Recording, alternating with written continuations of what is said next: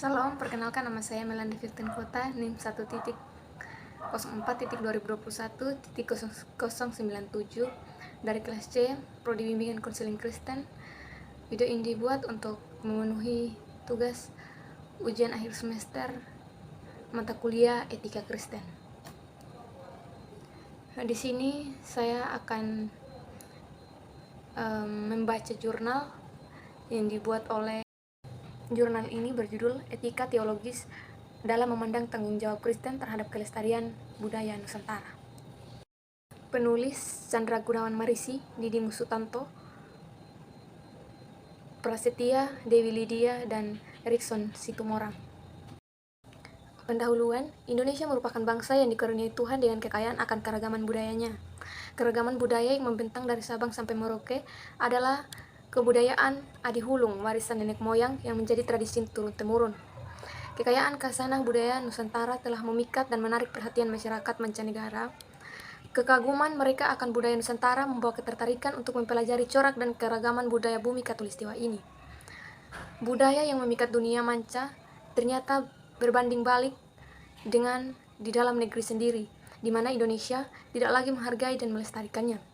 Budaya Adihulung diambang krisis, tergerus dengan modernisasi dan budaya asing yang digandrungi kaum muda. Cepat atau lambat, jika hal ini dibiarkan maka budaya Nusantara akan tergeser dan tergusur dari bumi pertiwi. Kejayaannya hanya akan menjadi sebuah kenangan belaka. Bangsa yang kehilangan budayanya akan menjadi bangsa yang kehilangan jati diri, mengalami krisis identitas. Hal ini tentu menjadi keprihatinan bersama dari lapisan masyarakat bangsa. Dalam hal ini termasuk menjadi tanggung jawab masyarakat gereja. Alih-alih melestarikan budaya, tetapi justru sebaliknya. Kehadiran gereja di Nusantara justru diikuti dengan perkembangannya budaya Eropa dan cenderung ke barat-baratan. Mulai dari tata ibadah, busana, musikalitas, hingga ornamen-ornamen gereja sampai arsitektur bangunan gereja, semua berbau Eropa. Perlahan-lahan mulai meninggalkan budaya asli Nusantara dan berbentuk identitas baru menjadi orang Nusantara Eropa. Dalam sejarah, budaya Nusantara dianggap budaya yang lahir dari penyembahan berhala, animisme, dinamisme, bahkan paganisme, sehingga dianggap bertentangan dengan kebenaran firman Tuhan. Anggapan ini menjadikan budaya berlawanan dengan kekristenan dan harus ditinggalkan. Keengganan gereja untuk menerima budaya lokal mendapat tentangan dari orang lokal, sehingga hal ini menjadi kontraproduktif bagi pemberitaan Injil. Hingga sejarah mencatat bahwa keberhasilan penginjilan di Nusantara adalah dimulai dari keberhasilan mengadopsi budaya lokal Nusantara sebagai contoh kisah penginjilan di Tanah Jawa oleh Paulus Tosari, Kiai Tunggul Wulung, dan Kiai Sodak. Melakukan penginjilan kepada orang Jawa dengan pendekatan budaya Jawa, walaupun kemudian dituduh melakukan sinkritisme. Melalui Ari Dekaipur, bahaya sinkritisme selalu mengancam dalam upaya untuk menyesuaikan Injil dengan budaya, terlebih bila mengorbankan keaslian Injil demi keaslian budayanya. Hal ini yang mendasari non-mesen dalam membawa suku Batak mengenal Kristus. Non-mesen tidak menentang adat Batak, tetapi menjadikannya sebagai jembatan bagi pemberitaan Injil di tanah Batak. Ia membaginya dalam 3 kategori, yaitu adat yang netral, yang kedua adat yang bertentangan dengan Injil, yang ketiga adat yang sesuai dengan Injil. Berdasarkan perihal tersebut, maka tidak semua budaya itu negatif dan bertentangan dengan kebenaran firman Tuhan sehingga harus ditolak dan dihindari, tetapi justru sebaliknya harus dapat dilestarikan dan diwariskan kepada generasi penerus. Memang tidak dipungkiri ada budaya dan yang bertentangan dengan kebenaran firman Tuhan. Hal inilah yang harusnya ditolak dan ditinggalkan. Hal ini menempatkan etika teologi untuk dapat memandang kepada kebudayaan Nusantara yang netral dan tidak bertentangan dengan Injil untuk dapat dilestarikan. Dengan demikian, tanggung jawab kekristenan dalam melestarikan kebudayaan Nusantara adalah sebuah keniscayaan.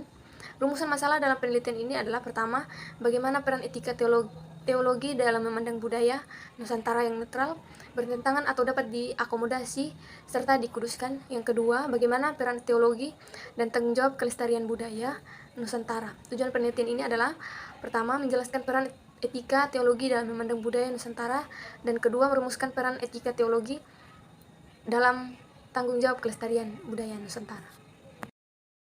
Metode penelitian ini dilakukan dengan metode kualitatif Penulis mengumpulkan data-data dari berbagai sumber yang kemudian dianalisa dan dikembangkan sebagai bagian analisa data. Penelitian ini juga merupakan penelitian deskriptif, yakni menyelidiki literatur yang berkaitan dengan topik, termasuk penafsiran ayat firman Tuhan yang berkaitan dengan topik untuk mendapatkan suatu data tentang peran etika teologi terhadap kelestarian budaya Nusantara. Yang berikut hasil dan pembahasan peran etika teologi dalam memandang kebudayaan Nusantara. Istilah etika teologi tidak bisa dipisahkan dari etika secara umum, di mana dapat dimengerti setelah memahami etika secara umum. Etika teologis merupakan etika yang erat kaitannya dengan agama dan berisikan tentang unsur etika umum dan dapat dimengerti.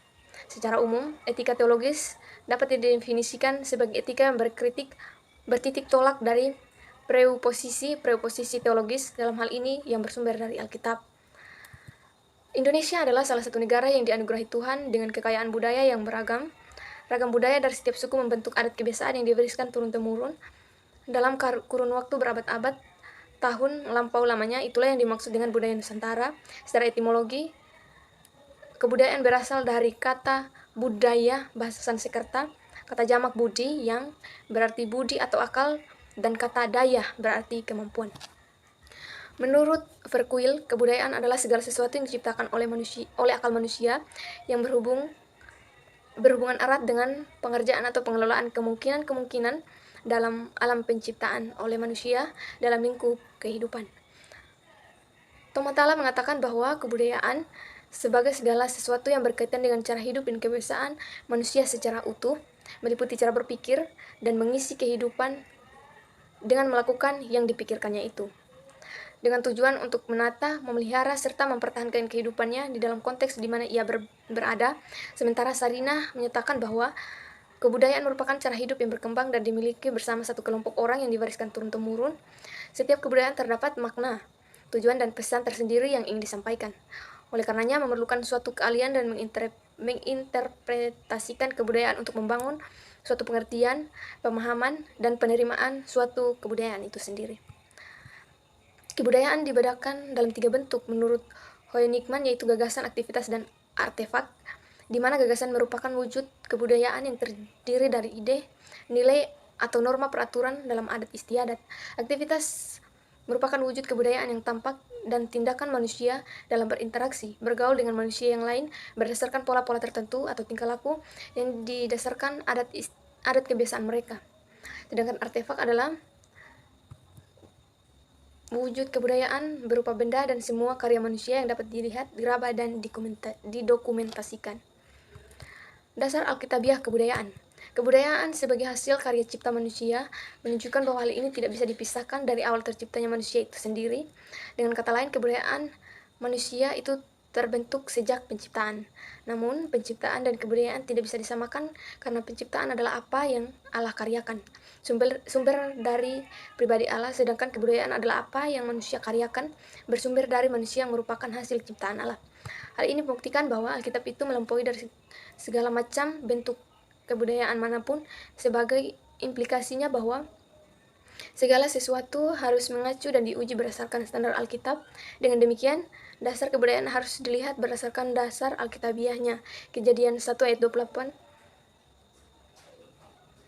dan Kejadian 2 ayat 15 telah membuktikan bahwa cikal bakal kebudayaan adalah diciptakannya manusia. Dengan demikian, di mana ada manusia, di situ ada kebudayaan. Mandat kebudayaan. Penempatan manusia di Taman Eden oleh Allah adalah untuk mengusahakan dan memelihara taman itu, selain untuk beranak cucu dan memenuhi bumi. Hal ini dapat dipahami bahwa kebudayaan adalah suatu mandat atau perintah agar manusia dapat memenuhi, menaklukkan, menguasai, mengerjakan, mengusahakan, dan memelihara seluruh ciptaan Allah. Kebudayaan adalah perintah Allah untuk beranak cucu, bertambah banyak, dan untuk berkuasa atau mengelola ciptaan Tuhan yang lainnya. Tuhan memberikan perintah kepada manusia untuk mengusahakan budaya dan seharusnya bagi kemuliaan Tuhan. Namun, kejatuhan manusia ke dalam dosa merupakan bukti pemberontakan manusia kepada Allah. Manusia lebih mengikuti kehendaknya sendiri. Hal ini menunjukkan bahwa manusia justru takluk dan tunduk serta dikuasai oleh kebudayaan tertentu. Manusia lebih taat kepada produk kebudayaan daripada larangan atau perintah Allah sendiri. Mandat budaya menempatkan manusia sebagai satu-satunya penciptaan Allah yang diberi kemampuan berbudaya melalui akal pikirannya.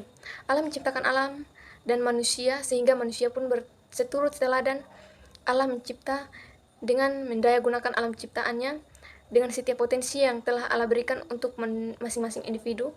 Setiap yang dikerjakan manusia tidak terlepas dari pengaruh budaya yang telah ia ketahui dan warisi, sehingga hal ini akan berdampak kepada kebudayaan selanjutnya, baik itu dengan menerima, menentang, mengkoreksi, bahkan mengembangkan budaya sebelumnya. Budaya yang ditanamkan dan diajarkan turun-temurun dari generasi satu ke generasi berikutnya memberikan suatu identitas pengenalan diri yang melekat dalam diri manusia itu sendiri. Sayangnya, tidak ada satu kebudayaan pun yang membawa manusia mengenali dirinya sebagai gambar dan peta Allah sejati dalam hidupnya. Sehingga kebudayaan pun membawa kepada kebuntuan di dalam pengenalan akan diri yang sejati. Mandat budaya hanya dapat dilakukan dengan wahyu Allah. Hal ini jika tidak berhati-hati justru akan membawa pada pelestarian dosa di dalam kebudayaan yang membawa wahyu kepada kebenaran Tuhan. Oleh karenanya, mandat budaya hanya dapat dilakukan oleh mereka yang sudah mengenal Tuhan, karena menjalankan mandat budaya itu berarti menjalankan rencana Allah sesuai dengan desain yang direncanakannya semula. Kebudayaan manusia berdosa kerjakan pada akhirnya akan menggantikan posisi Allah dengan hal lain. Di dalam ciptaan Allah, dalam penciptaan yang Allah kerjakan, Allah memiliki tujuan, desain, dan suatu keteraturan untuk kesinambungan dan mengandung kebijaksanaan. Tujuan penciptaan Allah adalah untuk menggambarkan kemuliaan Allah. Manusia di dalam kebudayaannya pun memiliki tujuan, pemikiran, dan maksud di belakang yang mendasari setiap penampakan yang terlihat dari setiap kebudayaannya. Oleh karena itu, dalam melaksanakan mandat budaya tersebut dibutuhkan perspektif atau pandangan etika teologis. Dalam hal ini tentunya teologi Kristen. Yang berikut perspektif Kristen terhadap kelestarian budaya. Pandangan Kristen tentang kebudayaan sangat beragam, seperti halnya yang dipaparkan oleh Niebuhr, di mana terdapat 5 tipologi pendekatan orang Kristen terhadap kebudayaan, yaitu Christ against culture, menganggap bahwa pada dasarnya kebudayaan manusia adalah buruk, penuh dosa dan jahat sehingga bertentangan dengan iman Kristen. Yang kedua, Christ of culture, melihat bahwa pada dasarnya kebudayaan adalah baik dan dapat menemukan Kristus sebagai pahlawan dari sejarah kebudayaan, nilai dan kehidupan budaya mereka. Yang ketiga, Christ above culture, berpandangan bahwa sebagian kebudayaan pada dasarnya adalah baik sehingga dapat disintesakan dengan iman Kristen. Yang keempat, Christ and culture in paradox, beranggapan bahwa kebudayaan itu buruk, penuh dosa dan jahat sehingga orang Kristen berada pada ketaatan dan yang bertentangan antara iman Kristen dan kebudayaan. Yang kelima, Christ transformer of culture, menganggap bahwa pada dasarnya kebudayaan adalah baik, namun karena manusia jatuh ke dalam dosa, maka kebudayaan perlu ditebus, dikuduskan, direstorasi agar dapat diubah untuk kemuliaan Allah. Secara sederhana, Nommensen berkaitan dengan pandangannya terhadap budaya atau adat. Ia mengklasifikasikannya ke dalam 3 kategori, yaitu yang pertama, adat yang netral, yang kedua, adat yang bertentangan dengan Injil, yang ketiga, adat yang sesuai dengan Injil. Hal ini berarti bahwa adat atau budaya yang berlawanan dengan iman Kristen dan ada budaya yang tidak bertentangan dengan iman Kristen. Yang berikut, perspektif etika teologi terhadap tanggung jawab kelestarian budaya Nusantara. Tanggung jawab kelestarian kebudayaan adalah tanggung jawab bersama, termasuk umat Kristiani sebagai warga negara, di mana gereja hadir di dalam masyarakat multikultur atau majemuk pluralis. Bagaimana gereja harus bersikap terhadap kebudayaan akan sangat berdampak pada kelangsungan atau kelestarian budaya Nusantara. Bagaimana dengan dalam melaksanakan iman Kristianinya sekaligus sebagai warga negara melaksanakan kebudayaannya tidak bertentangan atau paradoks.